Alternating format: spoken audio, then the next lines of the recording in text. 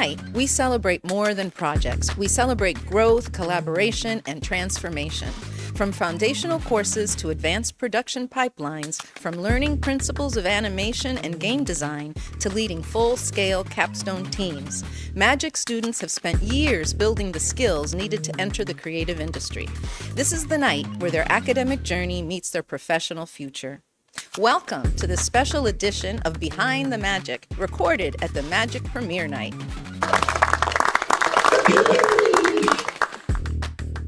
Good evening, and welcome to a special edition of Behind the Magic, the official podcast of the Miami Animation and Gaming International Complex at Miami-Dade College, where we explore stories, ideas, and innovations shaping the future of animation, gaming, and immersive media. I'm your host, Dr. Beatriz Gonzalez, president of Miami-Dade College's Wolfson campus, and tonight we celebrate something extraordinary: original animated films, video games, and immersive experiences created entirely by our students. These projects represent months of collaboration, creativity, and technical innovation. Magic Premiere Night is the program's culminating milestone, much like a graduation ceremony, where students debut their original animated films, video games, and immersive experience to an audience of family, friends, faculty, and industry professionals, marking the end of an intensive year-long capstone production and transitioning from students to the world of industry experts. Behind every project is a student team, and behind every team is a leader, someone who helps guide the vision, navigate challenges, and bring the work to completion. In this special episode, I'll be speaking with our capstone project leads, not only about their capstone work, but also about their full academic journey, the courses, experiences, mentorship, and collaboration that prepared them for careers in the creative industry. So, with that, let's begin.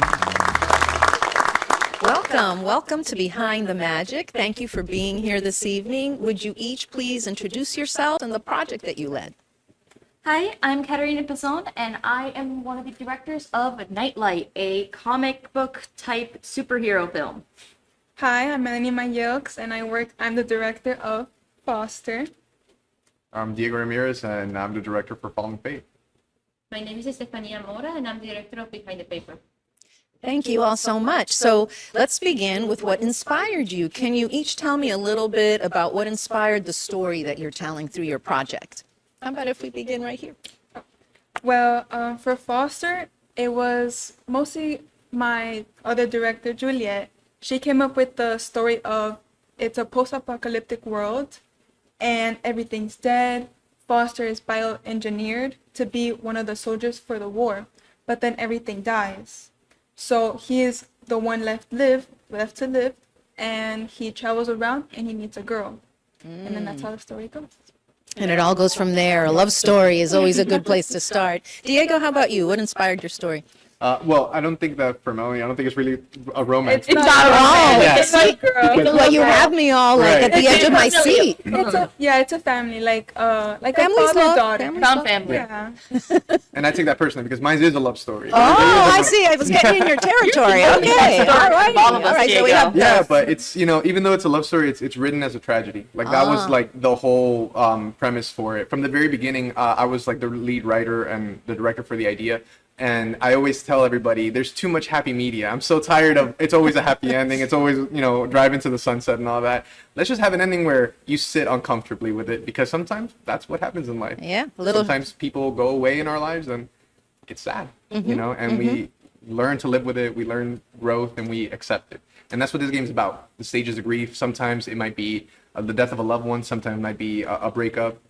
Different people will get different things from it. And for that reason, we intentionally made sure to keep the story a little bit vague so that you can really project yourself into it. That was really important for us. And that's really an amazing juxtaposition of gaming with a tragedy, how you work that through. Thank you, Diego. Kat, how about you? Tell us about your story. So Nightlight was one of our biggest inspirations, was actually obviously Spider-Verse, but we had some other inspirations, like some of the preliminary sketches for Ava actually took a lot of example from Spectacular Spider-Man in terms of the design, and we also looked at things like the old classic comic book shows and stuff like Moon Girl and Devil Dinosaur. So our thing is about Ava. She is a young teenager, the next generation. but she is a daughter of a supervillain, Shadow Spinner, who is her dad and basically a terrorist. She, however, on the other hand, wants to be a superhero. So tryouts for the #1 hero school that trains heroes opens with Captain Strong, our #1 hero. Think of All Might, Captain America, like all that. She goes in and tries to, apply for the school, try out, and she gets rejected solely on the basis that her dad is a supervillain. And she does not like that. And as she tries to argue about that, that is when Shadow Spinner appears, and that is basically where everything starts going down. Wow. Her whole thing is that she has to prove herself that she is worthy and she can break the cycle of not being a supervillain and not being perceived. And the theme that you've picked is really a very primordial theme, the idea that our past doesn't have to dictate our future, Yes. and that we're in control of that. So that's Yes. awesome. It's an awesome story to tell. Thank you. Stefania, tell us a little bit about your story, please. Well, funny enough, the Behind the Paper was created for specifically the storytelling class. They told us, hey, for your final project of this class, you have to create a project that if you want, you can pitch on the event and you can be selected. And me and my friend Amaya were brainstorming, thinking about ideas, and she mentioned, can you imagine this persecution of two people just running towards each other, and then they stop at the elevator, and it's like that uncomfortable moment where like they're both waiting for the elevator to stop. So we start just brainstorming, and we come out with the whole persecution, kind of like an old cartoon Tom and Jerry, like. And after just a lot of thought it just became this, basically. Awesome. And I love that idea of sort of revisiting a historic, a classic character, classic themes, a dynamic there of a duo in a more modern sort of concept. Yeah. That's really neat. We have seen, it's the old story that we keep seeing over and over again. It's just this time it's with an architect and the project that is running away from him. So it's more identifiable with us. Instead of having like a rabbit or like an animal, it's something that we as grown-ups, even students, everybody with an objective, they are constantly like, I need to grab you. Yeah. Also, what are we chasing? What are we going for? And are we in control? How can we be setting the pace? It's Awesome. basically that. It's just looking that over, finding your control over it, trying to get it. Taking, like you were saying before we started, taking a breath and getting it in control. Of course. Awesome. So let's kind of go to the opposite spectrum. You told us the story, the narrative, what we're jumping into. Let's talk about the technical pieces. What did you find to be the most technically challenging aspect of your project? Let's go start with Diego. Well, in our initial pitch, we really wanted to have a blend of rhythm mechanics with the combat, because we were really inspired by the music. Like, music is just very big for our team, and with the entire like aesthetic being very like rock and roll, very like grungy, that kind of thing, we knew we wanted to kind of like get the players to get that feeling as well. And very quickly early on, we learned that this was a lot to ask of, not in terms of like what it is, but in terms of like what we can bring to the table as a team and the resources and time. Because again, it's a learning experience. We're learning as we go along, and as we iterated and we attempted, we changed, we received feedback, and ultimately, you have to follow the fun. And when the players tell you this isn't fun, you have to figure out a way to make it fun. And what we quickly realized was that what our dream was of combining the rhythm with the combat, it's just not a thing that really works in every situation. There are some games that make it successful, but unfortunately we couldn't find the right blend of gameplay, story, experience. So it was a very hard choice for me to make, but I decided we would need to split the combat and the rhythm sections to be separately. And the game was better because of it, because the action could be really focused, and then the rhythm section could be really focused. And instead of putting it to the sideline, instead what we decided to do was, since we're going to be very limited in the amount of rhythm sections that we do, we created it more like a final boss kind of scenario. So rework it, remix it, and keep moving forward. Sometimes what you have in your mind is not exactly what can be executed. So we're really happy with where the project ended up, but that was really the most technically difficult part of the project, figuring out the rhythm mechanic over everything. Because we can make games. We can definitely make any kind of game that we want, but mixing genres, doing something different, at the end of the day, we didn't want to do just another project. We really wanted to try to step out of our comfort zones, really try to, aim really high. And I'd like to say that we hit the mark pretty closely, I'd say. So Now, for those of us who are not so much behind the curtain, Yes.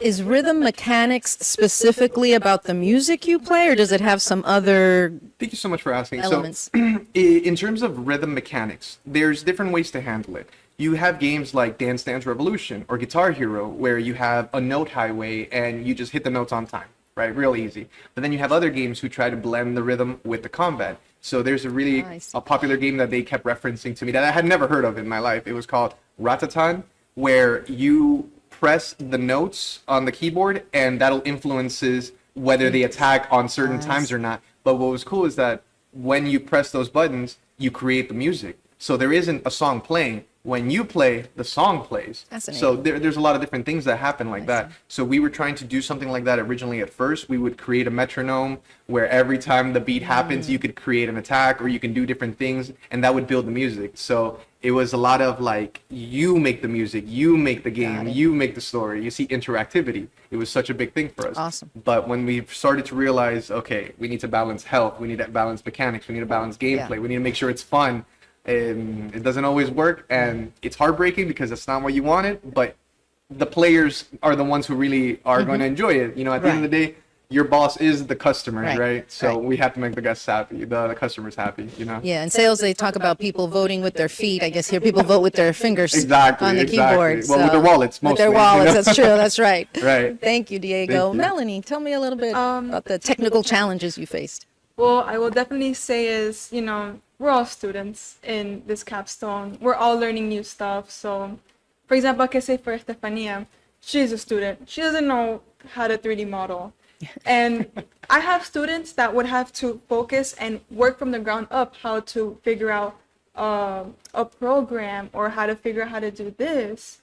And it's really challenging because not only are you trying to take care of the class and trying to teach them what you want, but also trying to learn new applications, new ways to learn, new ways to do better. Like, oh, instead of using this, let's use that. So it was very difficult trying to manage everything and what. Very Yeah. interesting. Estefania, how about you? What were your technical challenges? I will say that one of the most difficult things that we had was the animation. Because as I mentioned before, animation is really cartoon. And our professor that we had, he's a really good person in mocap. So we transferred human real actions from mocap into 3D movements. And then we have to sit down and, like Melanie said, when I started this project, I was not that very fluent. I was not really that comfortable with 3D. But I'm the lead, and people are asking me for help. So I had to sit down and help them, and I had to get comfortable with the 3D too. And changing all the actions from real life to cartoon animation, it was one of the most challenging part. We had to go through the model, make sure that the arm is stretching a little bit, that the action is readable, that you can see all the proportions fine, and it matches with the time and the rhythms. So definitely the animation. They say the devil is in the details, and it sounds like that's the case for motion capture. That's just it may look easy, but then there's every little movement really means a big difference in your final product. Yeah, because you have the action, you have like the character walking, you have the character drawing, but sometimes the machine, it's smart, but it's not that smart. And it's not, it's just reading numbers. It's not really understanding what's going on in the action. So you have to manually, sometimes the back is going to be like that, sometimes for the actor, sometimes for the calibration. And you have to be like, oh, I need you to, and that's the things that you have to do now that you sit down with the animation. Perfect. Thank you so much. Kat, how about you? What were some of the technical learning curves you I'm going to experienced? piggyback off of Estefania and Melanie. I think one of the biggest difficulties, I guess, isn't just technical, it's in me. We were a weird case of having 3 directors, but I think all 3 of us we originally pitched Nightlight really wanting 2D, and we got 3D. So things like that just happen. I originally was like super prepared to like learn rigging myself and teach it to everybody because I'm not too experienced in 3D, and we had to switch courses, and I'm like, okay, I have to figure out what to do, and I am not the best in 3D. My entire team will tell you that. I tried to touch Ava's rig once, and she ended up as a splat on the ground. So I was the designated rig breaker just because of that.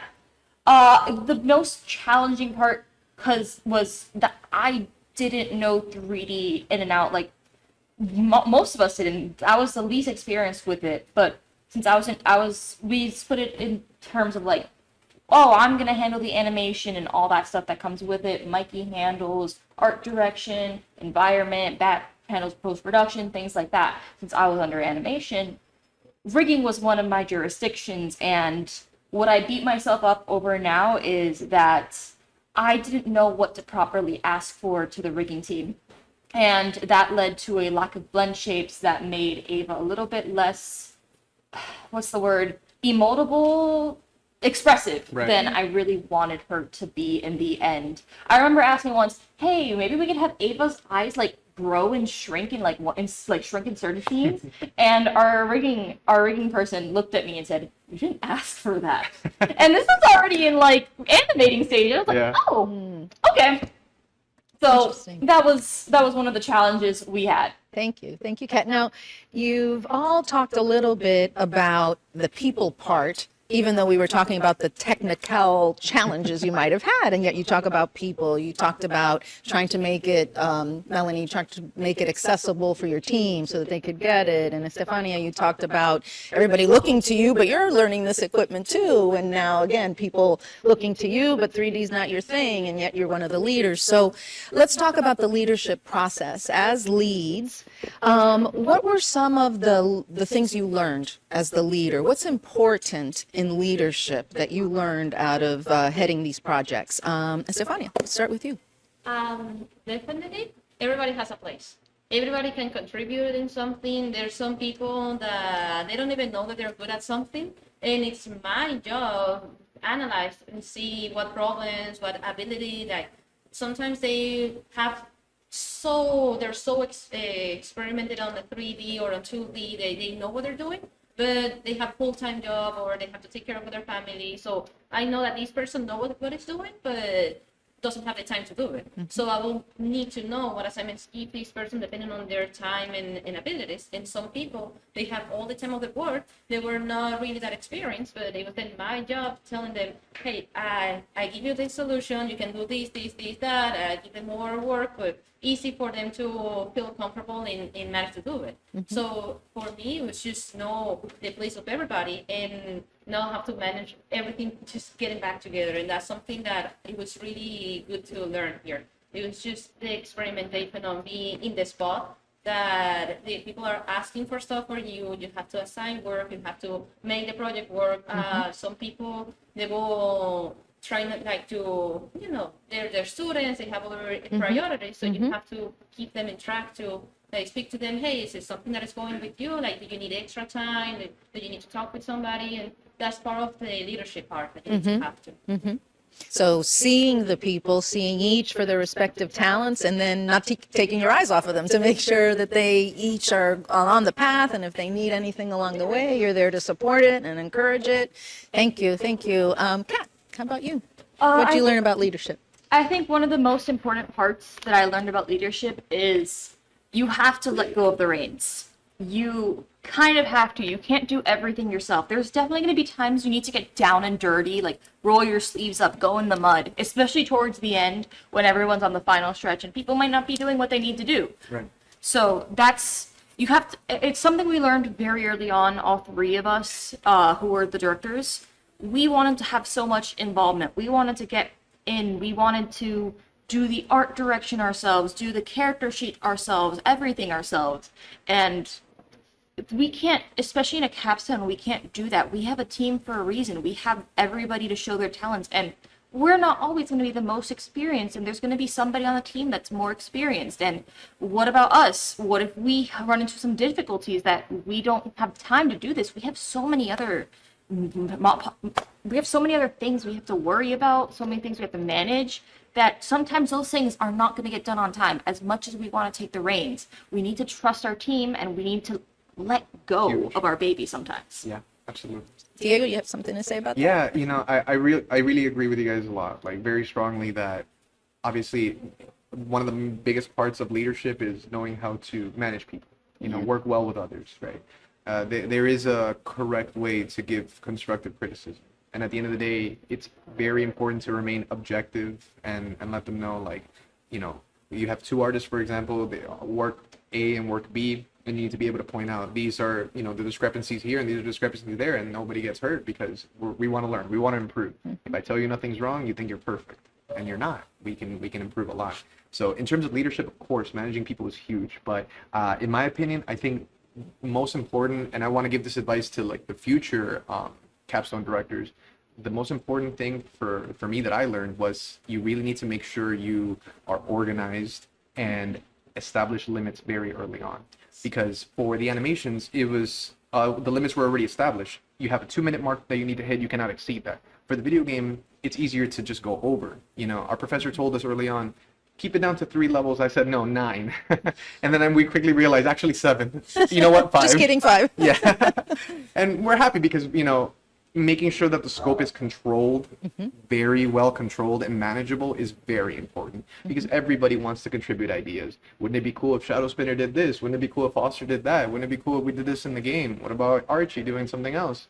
It's amazing, but we don't have time. We don't have resources. That's outside of the scope. And as much as, it hurts the person that brings up those ideas, sometimes you do have to cut those ideas out. So I think that the most important thing for leadership is making sure you establish a scope, you make sure you establish those limits, and maintain organization. As long as you are organized, I promise you can hit your deadlines, you can hit everything, but you need to make sure you're organized. If you're not, it reflects. Everyone can see it. Teams don't function in chaos, and the leader has to help establish that steady feeling. And to add to what Kat was saying, you can't do it yourself. And I had that, let's say argument with my professor. I told him, I want to do everything. I want to do all of this and all of that. And he said, well, you can't. You have a team. The whole point is that everybody contributes. Exactly. And he said something that really opened my eyes. He said, more importantly than contributing to the project is making sure that the team contributes to the project. So he made me understand it was more about making sure that everybody did their part.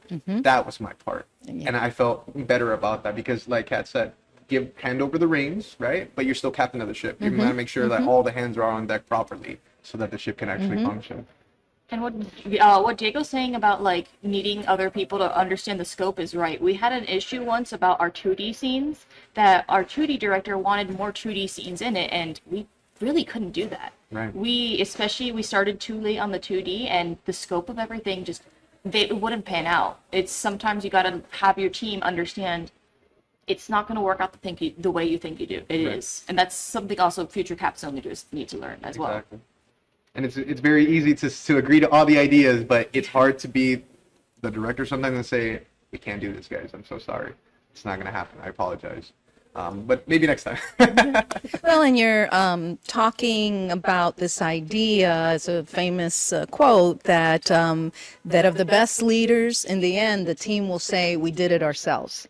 So, so if you do a great job in the leader, in the end, it's the people who we did it. And that's how it should be. Right. That's how it should be. And Melanie, what did you learn about leadership? I'm not gonna lie, they all hit the time management, organization, trying to be in control of everything, but also letting go of the reins. I will say something so important is being comfortable to talk. You need to let people know, hey, I want this. Hey, mentors want this. Hey, we need that. Hey, maybe not that.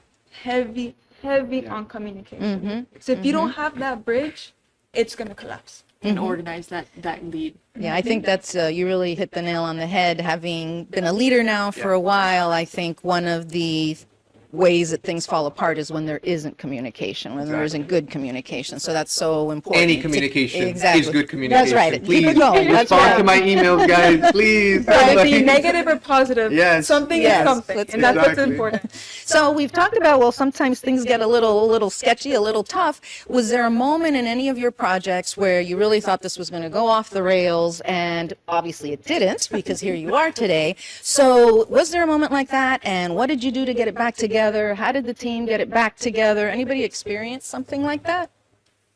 Melanie? Yeah. I will say heavy on trying to regulate rigging and frame by frame. Say a little bit more about rigging. I'm not sure everyone knows what that is. For rigging, it's more of you're making the computer and you're letting the computer do the movements that you want, sort of. while frame by frame you individually do or draw every single action, every single frame. And obviously frame by frame is going to be beautiful because you have the drawing, you have the color, you're doing everything in one single way. But for texturing or for rigging, it's more complicated because you already need to have the properties already there. You need to have the layers already there. Every single thing, it's always not going to be the best, but it is the best for working because multiple people, whether they're good at frame by frame or they're bad at frame by frame, they're good at coloring, we can all use the rigging. So it was really difficult trying to have this beautiful piece for rigging because it's not always going to be 100% like frame by frame. So that was what's most difficult, and I had to basically sew them together. So this is one of those don't let the great be the enemy of the good, because you were going for something very aesthetically unique and beautiful, and yet you need to move this project. You need to, and that's part of leadership. That's part of any production, the practical pieces. Yes, Estefania. I'm sorry, just I wanted to add about what Melanie said, because I think that I'm going to have my mom seeing this podcast, and we keep seeing rigging, and she doesn't know what rigging is. Right. By the way, hi, Mom. Exactly. Hi, Mom. Aw, Hi, yeah. Estefania's mom. So rigging is basically when you have a character. We normally in 3D we have it on T pose, in 2D we have it in B pose, depending on what pose you're using. And what you're going to do is that the computer just knows that there's something here. It just knows that there's something. He doesn't even know if it's animal, human, it can be a robot, doesn't know it. So what you're going to do is that you're going to tell them there's going to be a bone here, it's going to be a bone here,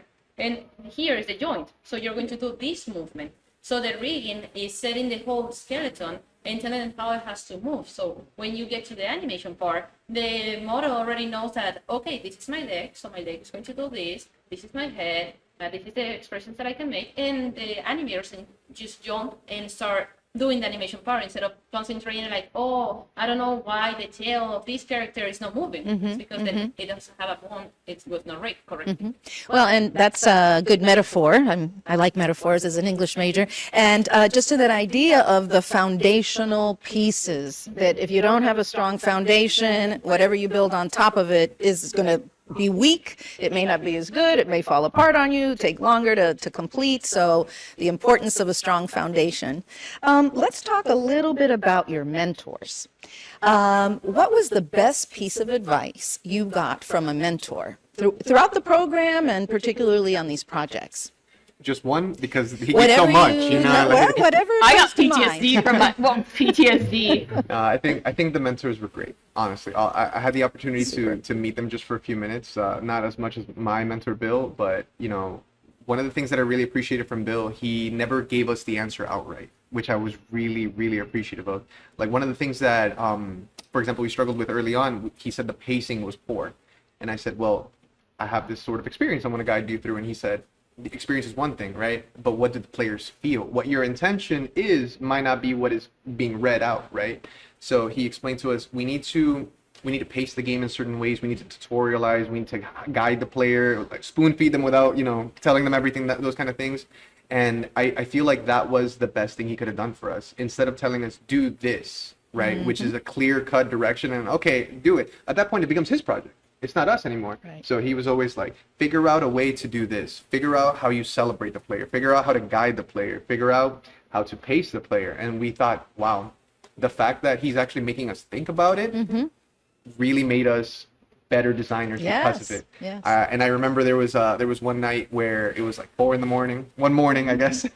We hadn't gone to sleep yet. We were like 6 hours deep into like a conference call with everybody, and our professor joins and he says, are you guys watching video games? No. We're actually studying frame by frame how they are placing the enemies, how the characters view everything, because the mentor asked us to figure out this. So we were looking at references. So, the mentors were amazing. Yeah. But I feel that I really praise my mentor, Bill, for giving us the more of like a guide. Every time we spoke to him, we kind of joked that it was like speaking to the oracle, because he never told us outright what we needed to do. It was always a riddle. It was always like, you need to do this, you need to figure out how to do that. And we were always like, we can do this. We can do this. Everybody half of the homework was just think about what we need to do. And then actually the execution was, now that we've had so much time to think about it, we can actually do it, Awesome. There was one point that we did get super frustrated because we said, we can't figure this out. Please help us. And he said, guys, your character's turning on a generator. What should happen? Everybody at the same time had the same light bulb moment, and we all said, light bulbs, that's right. Oh my God, thank you. We couldn't figure this out. He said, turn on the lights. So, the one time he did give us the answer, we didn't know we knew it all along, So really great advice from the mentors. I think, that's one of the best parts about doing this. The fact that we get a mentor, somebody Absolutely. who's in the field, in there, and he's worked on so many game projects, Guitar Hero, it really inspired us. I'd like to talk about our mentor, Drew Tolman. She was an absolute saint with us. She was the best. I joked that we got PTSD because actually Drew taught us so much about the framing and the storyboard, how to frame it, how many shots we need to have. We originally had 50 shots or something like that, and Drew helped us trim it down. Like she said, okay, you're not going over 30. You need to have this. You need to think about the 360 rule. You need to have visualize where your cameramen are. You need to reuse layouts. And this is stuff we didn't think of, because we didn't think of we had to reuse layouts to make it the production go faster. We didn't think about a lot of things. We didn't think about we need less shots because that's going to be so hard to give out. And Drew helped us so much with that. And actually, I was taking a look at your storyboard at the beginning of the semester, and I was like, oh my God, Drew would kill me if I did that. Oh, okay. But it was really good. But yours was really good. But remember the shots. There was a few extra shots. Definitely. But honestly, your storyboard originally. You see, that's why the mentors are so good, because they offer the experience that we lack. They have all the guidance, they have all the experience, all of the mistakes that we're about to commit, they already see them coming a mile away. Yeah. So we have the youth, they have the knowledge, and we bring it together, and thankfully here we are. So I'm really grateful for the mentors. I think I couldn't tell you one piece of advice that they gave that was good, because it was all good. I mean, every time they spoke, I wrote down almost everything. I had to make sure, because I remember our mentor Bill, he said to us, do you remember what we said last time? I'm like, Bill, I haven't stopped hearing your words in my head because I can't figure them out, But if it wasn't for them, we wouldn't be here today. So I'm super grateful to them. I'm sure you guys had amazing mentors as well. Yeah, I'm sorry. I've seen how our mentors have kind of shaped us. Yours has turned out really well with everything that has turned out. Yours has gone so far with everything. Yeah. Estefania, your storyboard was just impeccable out of everyone's. Great. Stephanie, would you like to share what your mentor relayed to you? Specifically, since Kat is saying that it's impeccable, it's because Mr. Bailey, he taught me that everything has an intention. All the angles, we can talk about the technical part, but that's some mistakes that we do as we're young, we're inexperienced. But Mr. Bailey, he was like, if you put this in this angle, you're going to have the character, you're going to have in this line, and all the tension is going to be here, and if we put it in here, it's going to be more dramatic. So everything has a reason. In color, in angles, in camera movement, just the camera doing this, it's telling you something. And that's the experience that Mr. Bailey taught me, because I thought I knew everything. I know about storyboarding, I can draw, I can do this. So working with him, it made me realize that I'm not as good in composition as I thought I was, because he knows what he's doing. So it's just figure out, experience it, and see the improvements, because we can see the before and after. It's a big difference. No, experience matters. That's why an experienced mentor can help you. But the beauty of how they helped you was, even though they have all that experience, they didn't give you the answers. They gave you principles. They asked you questions that helped you find the path to your final project. Melanie, how about you and your mentor? I will personally say, show everything. Everything you got. The good, the bad, the ugly, the perfect, the amazing. Show everything. Because they're there to help you. Yeah. They want your best product. They want to see how you bloom and how you blossom. They want to see everyone's work. So I will definitely say, gotta show everything. Exactly. This is a time to be vulnerable. Yes. That's how you learn the most. Personally, I was so nervous because, when you're up against the mentor, it's just, you're scared. Because, what if they're going to say something like, you want this to be the best product for them so they could see. But In reality, they're just there to help you. Right. They want the best for you. And they're not going to be as mean as you think they are. I personally, on the second to last meeting with Drew, I was in a bit of a state and I cried a little bit before the meeting. And she was honestly she was so nice to us. She told us, this is looking good, guys. She honestly made me feel better about it. And they're not always going to bite your head off. They're there to help you. You know, that's something that I didn't expect from my mentor either, for Bill, because the kind of person that I am, I never show work in progress. I'm like finished only. But Bill really, and I'm thankful for him, he really kicked me out of that because there were so many times he said, "Can I see it? Can I see it?" I said, "Oh, it's not ready. It's not done. We're still drawing." He said, "Please." At this point, I want to see boxes fighting each other on the screen. And I said, but it was physically painful for me to press play on that. You know what I mean? And he goes, "Actually, this is working. This is nice. This works." And he says, "Great," because at the end of the day, if your foundation, just like you said, is not good, you can layer art all day and it can look amazing, but it still does not play well. You know, and that's the most important thing. And I really like what Estefania said. Also that there's so much intentionality. Because when you only get 2 minutes, right? We're talking 120 seconds. Every shot matters. Every frame matters. And I know the directors must hate me because they only get 2-minute limit. But because of the fact that it's a gamification, we actually have almost 20-minute experience that you can go through. You know, a little bit more if you die a couple times. But you know, overall, I want to say that she's really right. You know, even though I didn't get that advice from my mentor, it's true. Everything really matters. Because, like he said, pacing matters, introduction matters, tutorializing the player matters. Every single piece of effort that is going to go into it is going to be seen. It matters, you know. And you need to have intentionality in everything you do. It's so great that your mentor helped you see the value in iteration. Exactly. Feedback on iterations. Exactly. That's really how you're going to fine tweak it, and you're really going to get to the best product. Did you just put it out there, get some feedback? Okay, I'm going to change this. I'm going to change this a little bit, and that's so important as a creative person to be willing to put the not finished product out there, an iteration, so you can get that feedback. I'm sure it was, because we want to show our best. Compared notes on our mentors. Yeah. Usually at Absolutely. dailies we would talk oh, this was my mentor, they said. And I got to meet with Bill. He was really cool. He's great. I mean, he's worked on Call of Duty, Guitar Hero, lots of other You have big great titles. mentors, people who are so experienced and accomplished in the field. Let me ask you, go in a different direction now. What was your greatest surprise in going through this experience, whether it be in the leadership realm or creating this project? What in this process was something unexpected, something you didn't expect to either learn or have happen or experience? Yes, Melanie.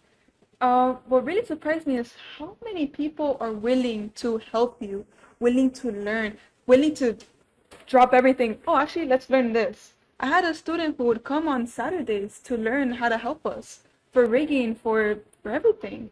And I honor that. That is beautiful. That's amazing. I'm so thankful that you're working and you want this to bloom the same way. It's amazing how many people are willing to help and willing to support you and oh, actually, this would be better. Oh, this would be better. Because for our story, originally how we wanted it was going to be a plant incubator. In our story, it was actually Foster, our main lead, is going to get the plant incubator and going to travel to try to fix it, to try to regrow the population. But what ended up happening, scrapped everything, we made him meet the girl. So now he wasn't scared of meeting humans. He wasn't scared of meeting a new person because he has a girl. And yeah, it's just a really big surprise, a really big turn.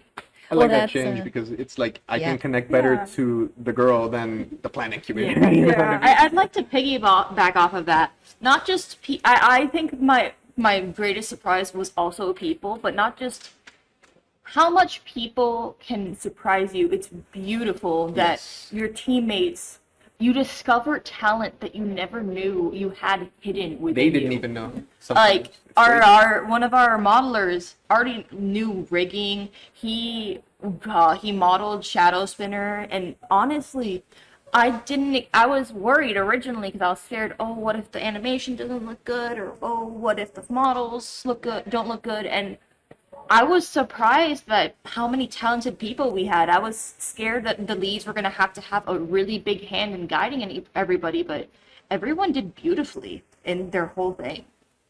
Love that. Melanie, I think that's really interesting too, what you said about in a creative process, you can't hold the reins that tight.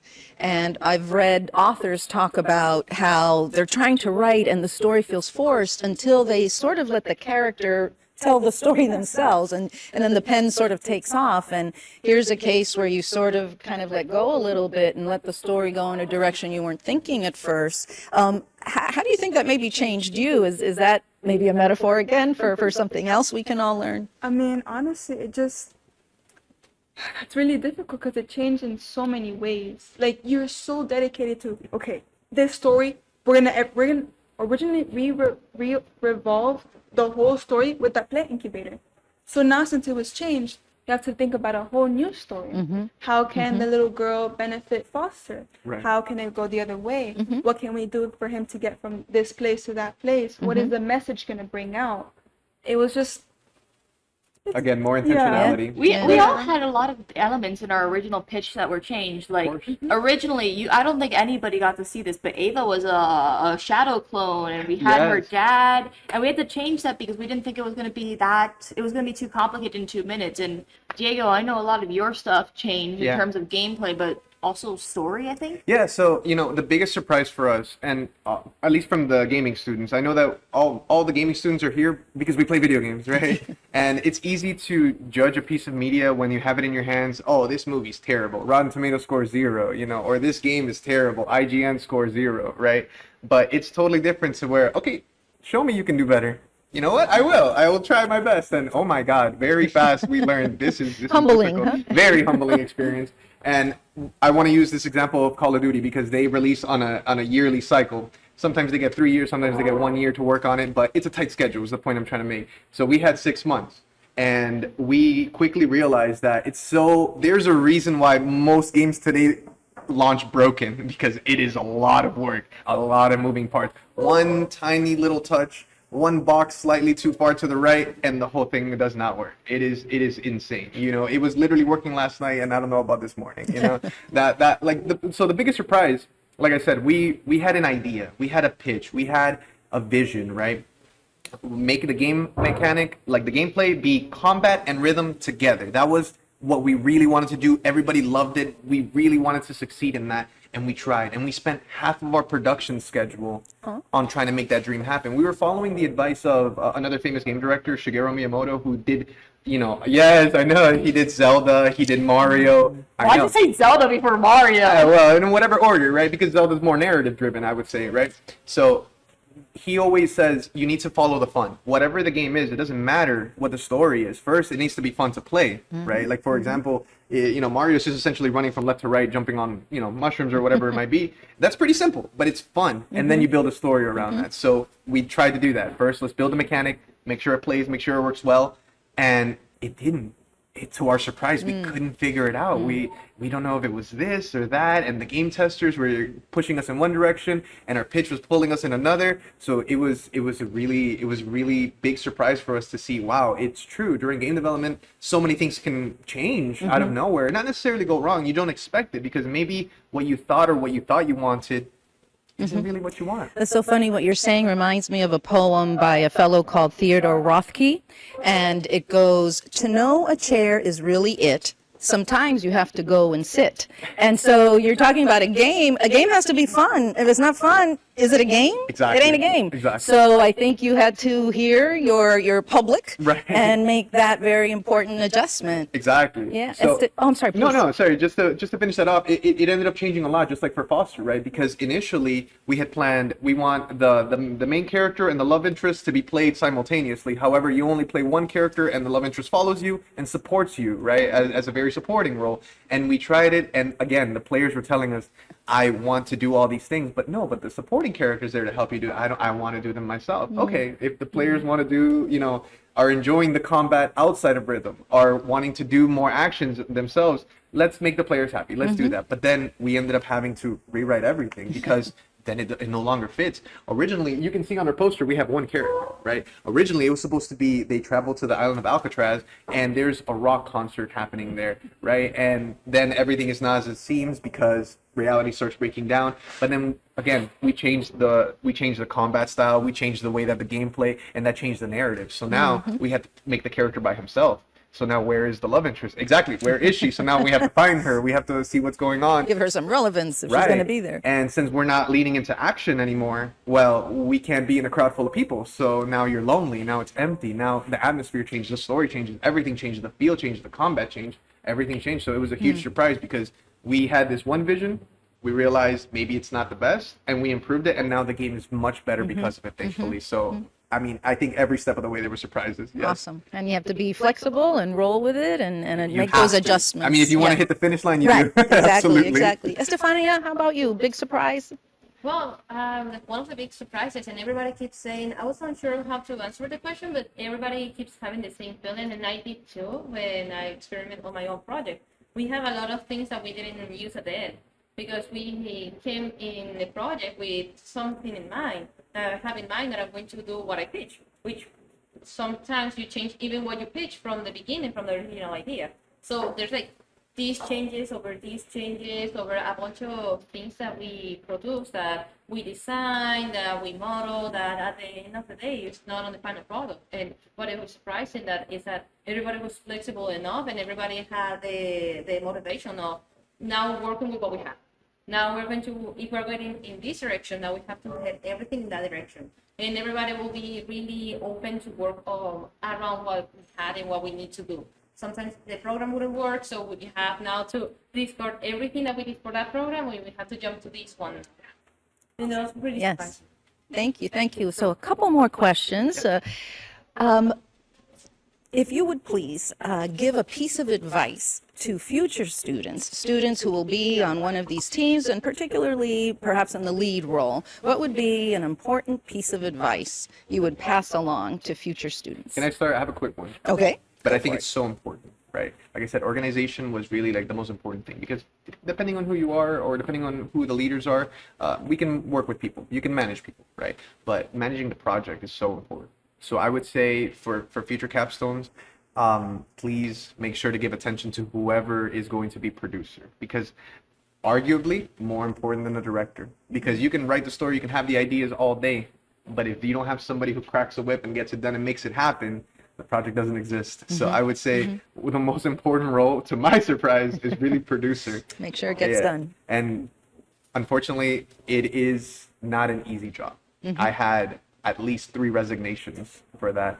So reluctantly, I took the role and I ended up wearing 4 hats, but I'm happy for it because I got to learn that part of the role, you know, learning actually how to manage the project, not so much people, because you're going to work with different people, different projects, different things are going to change. So maybe what I got comfortable doing with Melanie, I might not be comfortable doing with you, you know, and everyone is going to be different. So things are always going to change. People are going to drop in and out of teams. But the one thing that's always going to stay the same is what do we need to do? What needs to get done? When does it need to happen by? So the producer role is the biggest thing. That would be my advice. Very important in a creative environment where you have to give space to people to be creative and yet enough structure so the thing gets done, it gets done on time, it gets done within budget, because that is the reality of work. Right, and all of us being students, we see the creative. We only want to focus, like, you know, like on the creative part, but we need to start thinking about the business part of it. At the end of the day, if we don't get paid, we don't have a job, right? That's right. So it's huge. Awesome. Thank you. Instead of what Diego said, I don't know if any of you want to chime in before I say this, but you both know what I'm about to say, right? Oh, no. Well, go for it, Kat. What are you going to say? One word. Therapy. Oh, no. No, I say it as a joke, but honestly, you kind of need to have something to keep this is a very stressful thing at the end of the day. Yes. This is a student project. This is your work, your Passion. baby. Passion. This is your passion. You need something to keep yourself in line. And what people don't tell you is that there is drama behind the scenes. There is issues. There's a lot of things happening, and you need. It sounds funny. It sounds ridiculous. But you need somebody to like be able to talk to, be able to help you manage how you're feeling. So I can say countless times I've seen people in my team or even myself break down with how much stress we've been under, and you need something to manage that to help you be in control of your emotions and not crack under the pressure.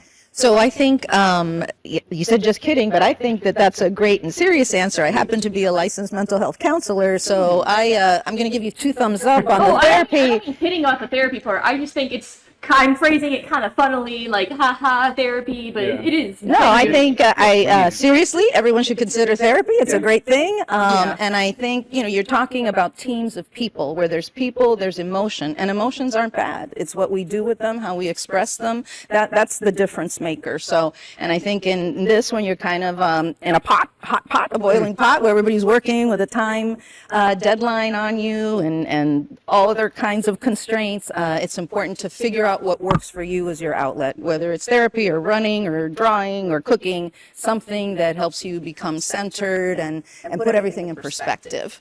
So really, it's balance. I don't know. Exactly. I don't know if I feel the same way, but I think some of us in the animation department don't want to draw for a good while after this and just need a little bit of a break. A little tapped out. Yeah, I need vacation too because remember, there's no days off. It's Right. you're going Gotta until get you it done. finish, right? Until And it's you want to Vacation finish as soon as is possible. very important, but just don't take the vacation during the thing. I would know. Can't be missing. Shout out to Hatsune Miku. Melanie, how about you? Advice? I will definitely say it's your baby, it's your dream, it's your passion, but it's not always going to end in that way. Like, especially how you were saying, how everybody was saying, it's what you've always wanted since the day of pitch. But unfortunately, not everything's going to turn out 100% of how you wanted it. There's some things that are going to be changed, some things that are going to be better than originally it was. So very, very important. I know it's your baby, but Let it grow. Let Let it it grow. grow. Walker. It could- Yes. Baby gotta Oh, crawl, baby gotta run. grow. That's right. it could blossom. It could do something That's even right. better than what you thought before. Absolutely. Definitely heavy on that. Awesome. Estefania, how about you? Piece of advice. This is a learning experience. This is the first one. This, of course, is going to be the most difficult one, and it has to be like that. We have to fail in order to be better on the next time. So, of course, we're going to make mistakes. We're going to have issues. We're going to have, move the model, and for some reason it ended on the wall. That's okay. And the same thing is with the whole project itself. This is the first project. Everybody that participates in this should know that it's not only this and that's it. That's my whole life project. No, we're here today and we're going to be in another place tomorrow. In that other place, we're going to have everything that we learned from here, and we're going to make new mistakes now, and we're going to learn from it until the third project, until we. I don't know, until we decided Forever. I'm done. I'm And going to be the that's first to in say general. it. That I'm glad we all made mistakes. I'm glad we all made mistakes because we got to learn. That's how you If learn. it was Yep. just smooth sailing, we walked Exactly. away, I didn't learn anything. What was the school Exactly. even for, right? So we shouldn't be so afraid to fail. Let's give things a shot and we learn from it. I had a colleague who used to say, we win or we learn. We never lose. Exactly, absolutely. If you have that philosophy, then you can roll with the punches as they come. Today was a project, tomorrow is going to be a sport, maybe be in another work field, it might be just you trying to cook an omelet and you're going to burn the omelet. That's okay. You got to crack another egg. Crack another egg. That's You how only it is. lose if you give up. That's it. Exactly. You have Or to if you try, man. just You have to stay try. stuck. And Exactly. to what you said as well, even if it doesn't end up how you initially wanted it to, the fact that it got finished is what's most important. Huge And accomplishment. that we're all happy and that we're all proud and that everyone contributed. That's really the biggest thing, I think. And not only that, but not only is it done, but it's gonna show. Like, it's gonna go on the TV. That is your work that is Exactly. going. It's amazing. Not only your work, the students' work, your ideas, students' ideas, their artwork, the mentors' ideas. It's all beautiful because it's all like Right. you're making a cake. Yes. You know, you gotta have all of the ingredients, and it becomes beautiful and tasty. No matter how much we burned represents- it. And it's your Exactly. baby. You're going to be disappointed in some aspects that you're going to think, oh, this is not up to my standards. And then you're going to show it to your friends and family, and they're going to be like, why are you so upset about this? This This is is great. great. I'm so tired of hearing this is great when all I can see are my mistakes. Exactly. That is true. They don't understand. Estefan? There's a solution for everything. Yes. It's going to come out some way or another one. It's not by what you expected, but that's why it's important to make a mistake. So next time it's going to come in a different way, but it's going to come anyway. Awesome. So last question. Where do you all see yourselves next? What is the next step for you all? Where do you hope to find yourself? What do you think you might be doing? Kat, how about you? Well, I want to continue college and make some more connections, learn more, just learn more about everything. But I think the main thing I want to be going into is storyboarding. We learned a lot during this production, and I'm sure every single one of us have a favorite element of the production. And as much as I loved animating Ava and the explosion, not again. I will do it again. I love animating, but I found something I like even more than animating. I like storyboarding. I like the compositing of storyboarding, like framing it, and even with a lot of modern storyboards, it starts to look a little bit like animation. You lay that framework you wish for. Melanie, how about you? Well, personally, I want to continue studying. I love learning. I love learning new stuff. But one thing that really stood out to me that I really do want to get my PhD, my master's continue is producer. I love it. If I had to go to another lifetime, I'd do it again and again and again. I love it. Yes, it's so stressful, but I don't care. You For the love of the game. project to life. For the love of the game. Yeah, that's it. And, I want to work. I want to go to, hopefully, DreamWorks. Fingers Cool. crossed, Say it louder. DreamWorks. DreamWorks. Hey, Put it out there. I want to go to Flying Bark. Yeah. But Okay. not only that, but I want to teach. I love teaching. I want to teach other people how to become like this. Mhm. What rules you can do, the advice, Mhm. how to build yourself up. Mhm. I just want to continue learning, to be honest. Thank you, I love Melanie. it. Diego? I always think about the quote from Disney: I don't make movies to make money. I make money to make movies. And that's what I'm really thinking about. Like, I need to make more money so that I can make more games, because that's all I want to do. It's not really for the money, it's more for the recognition. The next place I see myself is what I wanted to get out of this project was learn about, like I said, the business side of it. The actual putting the project out there and making money, being successful, and getting other people to play it. So where do I see myself? I see myself as being like an entrepreneur and starting my own studio, and hopefully one day competing against these AAA titles. I want to be my own director. I want to make my own games, because I know that if I build my team with my producers and my people, I know that we can be successful. So that's where I see myself. I think I'm done with education for a little while, maybe. And then if we need some more, we keep going. But no, really, what I wanted to get out of this project was like understanding, like, how do we publish a game? How do we bring a game to life? Like, what is a production like? Now that I have that, I feel confident in moving forward and really, taking that leap of faith on my own and starting a studio. So that's really where I see myself after graduation. And how great this program does both. Gives you the theory and then lets you put your hands on it. This is how it goes down. This is how you do it. Depending on your project, your team size, the scope, you either end up like me, almost letting the team do most of the work and you organizing and orchestrating it, or you end up really doing a lot of it, depending on how your project goes. So You learned a lot. it really Stefania? varies. Thank you. Well, definitely I want to sit down now and I want to work on my portfolio. I feel like I have a lot of knowledge now in multiple things and everything that Maggie taught me. I feel like now I can put it on practice. I can work on my portfolio, make my art pieces. I would like to continue studying. Definitely from all the things that I was here, I like the most directing.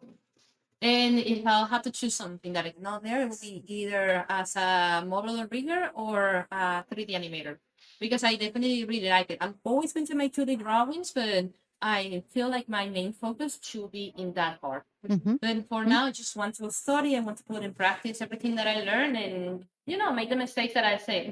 This is the moment to do it now. Thank you. And I think it's interesting how you've, in the end, arrived at a new learning about yourselves. And in many cases, maybe it shifted your direction a little bit than where you first thought you saw yourself at the beginning of this program, and how important that is. I also want to go back to something Melanie said, earlier in our conversation about how you find that people really want to help you. And I hope everyone listening, and certainly all of you, remember that there's always someone who wants to help you. Even if you find that this is a really bad day, a bad moment, there is someone out there who they really want to give back, they really want to help you. And so don't forget to ask. I recently read that Steve Jobs, when he was 12 or 13, found that the head of Hewlett Packard lived on the street in California back in the day where there's still yellow phone books and you could look up a name. And he just called him up, he answered and said, "I'm trying to build this computer. Can I have some of your spare parts?" And about a month later, they hired him at Hewlett Packard on an assembly line, and that was the start of him and what he did And now with we his have the career. Mac. There you go. Amazing. Exactly. Yes, Just you know. because he asked for help, he asked somebody for help. So there's always someone out there who will give you a hand. And with that, I'd like to thank everyone for being part of this premiere night podcast. Here at Wolfson Campus, it is one of the most exciting things we do is have premiere night. I look forward to it all year, so I know you're going to enjoy these works very, very much. Let's give a great thank you to these wonderful artists and creators who we're just so proud of them. Thanks so much for being with us on this podcast. Thank you for having us. Thank you so much. Absolutely. Thank you.